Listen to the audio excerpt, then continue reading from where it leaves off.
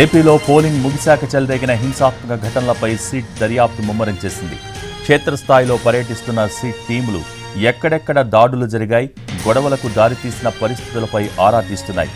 గొడవలు ఎలా మొదలయ్యాయి, దాడులకు కారకులు ఎవరు, హింసాత్మక ఘటనలను నివారించడానికి పోలీసులు చర్యలు తీసుకున్నారా లేదా, పోలీసు అధికారుల నిర్లక్ష్యం ఏమన్నా ఉందా అనే కోణాల్లో విస్తృత దర్యాప్తు చేస్తున్నాయి సిట్ టీములు. ఈసీ ఆదేశాలతో ఏర్పాటైన సిట్ టీంకు వినీత్ బ్రిజ్లాల్ చీఫ్గా ఉన్నారు. సిట్ బృందంలో 13 మంది సభ్యులున్నారు. 2 రోజుల్లోనే నివేదిక ఇవ్వాలని ఆదేశించడంతో నిన్న పలు ప్రాంతాల్లో సిట్ టీములు చేరుకుని దర్యాప్తు జరిపాయి. పల్నాడు, అనంతపురం, చిత్తూరు జిల్లాల్లో చెలరేగిన హింసాత్మక ఘటనలు పోలీసుల నిర్లక్ష్యంపై ఆరా తీస్తున్నాయి. ప్రతి కేసును పరిశీలించి నివేదిక రూపొందించనుంది సిట్. స్థానిక పోలీసులు నమోదు చేసిన ఎఫ్ఐఆర్లను సైతం మార్పు చేసి కొత్త వారిని చేర్చే అధికారం సిట్కు ఉంది.